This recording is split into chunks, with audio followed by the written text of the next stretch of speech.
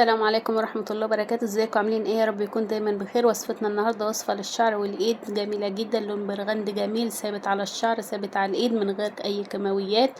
يا رب يكون الفيديو النهارده يعجبك. ما تنسيش تصلي على حبيبك النبي، اللهم صل وسلم وبارك عليك يا حبيبي يا رسول الله. يلا على طول نخش في وصفتنا. وصفة طبيعية وجميلة جدا من غير اي كيماويات وثابتة جدا على الشعر واللون تحفة. طبعا هنحتاج كوباية من المية من الحنفية عادي. هنحتاج عليها معلقة من حبة البركة، طبعا معروفة بفوائدها وجمالها على الشعر. طبعا هنحتاج اي ملوكة تاني، طبعا مفيش ده قشر بصل بس يكون احمر عشان هو اللون هيطلع من المكونات اللي انا هحطها ديت هضيفها. بس اهم حاجة قشر البصل دوت في الوصفة، هو اللي هيدينا اللون النبيتي البرغندي الجميل التحفة من غير اي كيماويات. طبعا حاجات مفيدة جدا للشعر. طبعا هتقولي يا ملوكة احنا هنحط بصل وتوم، حط بس وجربوا الوصفة وعلى ضمانتي. طبعا هنحط 2 فص توم بقشره عادي. هنضيف 2 فص توم وقشر بصل وحبة البركة. وهنحتاج معلقة من الكركديه، هوريك دلوقتي زهرة الكركديه طبعا معروفة عند العطار، بتدي لون جميل جدا طبعا معروفة. على اللون على الشعر وعلى الايد بتدي لون وثبات جميل جدا. طبعا هنحتاج هنقلب المكونات دي طبعا مع بعضها، بس هنحتاج معلقة من الشاي الاسمر عشان برضو يضيف لون غامق جميل جدا. كل المكونات ديت ما تخافيش منها، كلها مكونات طبيعية مش هتضرك في اي حاجة. طبعا زي ما انت شايفة كده هنحتاج معلقة من النسكافيه البلاك بدون اي اضافات طبعا معروف، اللي بنعمل بيه الايس كوفي. طبعا هنقلب ونرفع على النار لمدة 4 دقايق لحد ما المية عايزين يكون المكونات اللي احنا ضفناها ديت، احنا عايزين يكون السائل يكون تقيل. يعني المية اللي هتكون الزيادة هيكون هتتبخر. وهناخد الخلاصة بتاعة المكونات اللي احنا ضفناها عشان احنا عايزينها تدينا لون مركز، لون جميل جدا زي ما انت شفتي. طبعا المكونات دي كلها جميلة. طبعا احنا في ناس حبايبي بيحبوا على طول يغيروا لون شعرهم، بس خايفين من الصبغة والحاجات دي بتوقع الشعر وبتبقى مضرة جدا للشعر. الوصفة دي جميلة جدا وهتعتمديها وعلى ضمانتي. طبعا هنصفي المكونات. شايفين بقى خلاص احنا خدنا الخلاصة بتاع المكونات اللي احنا ضفناها. كنا ضايفين كوباية دلوقتي، يعني ممكن تكون نص كوباية احنا خدناها من المكونات. شايفين اللون عامل ازاي؟ شايفين اللون والجمال؟ امال بقى ما يبقى على شعرك بقى ولا هتحن بيه ايدك بقى لو عروسة او حاجة تبقى لون تحفة وجميل. طبعا في بيبقوا نفسهم يحطوا حنة على ايديهم بس بيبقى عندهم حساسية طبعا من الحنة، بس المكونات ديت ما فيهاش اي ضرر لو انت حابة تحطي حنة على ايدك على شعرك.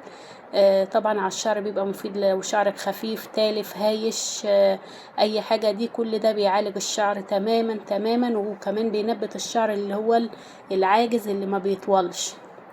هتضيفي اي ملوكة. هنضيف معلقتين كبار من الحنة الخضراء من غير اي شوائب اسفة. وطبعا معلقة من السكر الابيض. طبعا يكون الحنة انت نخلاه عشان ما يكونش فيها اي شوائب. لو حابة ان انت تحطها في قرطاس او حاجة عشان لو انت هترسمي بها على ايدك او حاجة ما يبقى تسدش القرطاس، او برضو عشان اما تضيفيها على شعرك ما يبقاش فيها اي شوائب، اما تيجي تغسلي الشعر ما يبقاش فيها اي حاجة.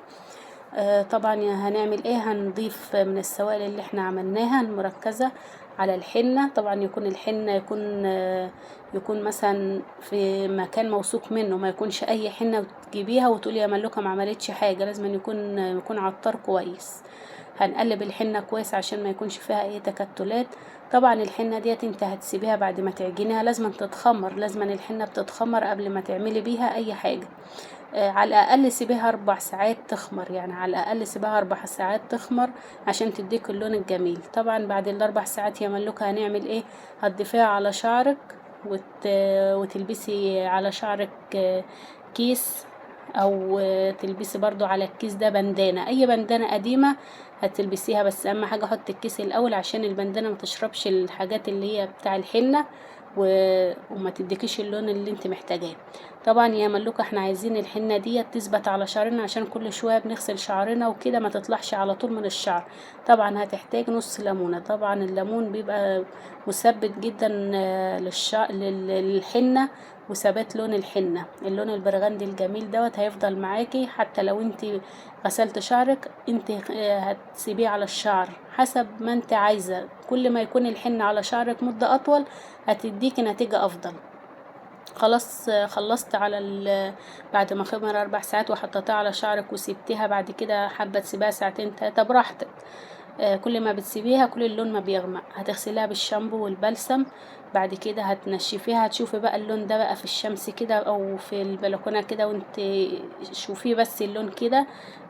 وهو في الشمس كده اللون هيبقى عامل ازاي بعد ما الشعرية تنشف ويديك اللون الجميل البرغندي بدون اي كيماويات بدون اي حاجة، وحاجات جميلة وكلها في البيت وموفرة ولون جميل جدا. ولو عندك اي ضرر اي حاجة في شعرك مع الوصفة ديت ان شاء الله باذن الله هتعالج لك كل حاجة في شعرك. التهابات في الفروة، عندك شعر ابيض، كمان الكركديه وحبة البركة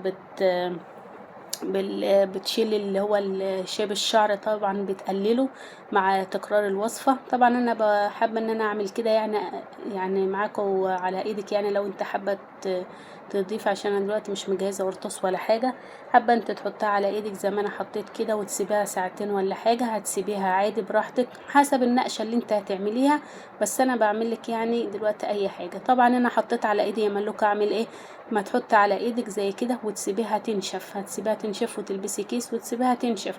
بعد ما تنشف ما تغسلهاش بمية، اعمليها بمنديل، امسحها بمنديل وادهنيها بزيت زيتون سيبيها كل شوية. كل ما تعدي عليها ساعة ساعتين هتلاقيها غمقت وبقت لونها تحفة وجميل. وكمان هتكرري الوصفة ديت على شعرك عشان لو في اي مشاكل في شعرك.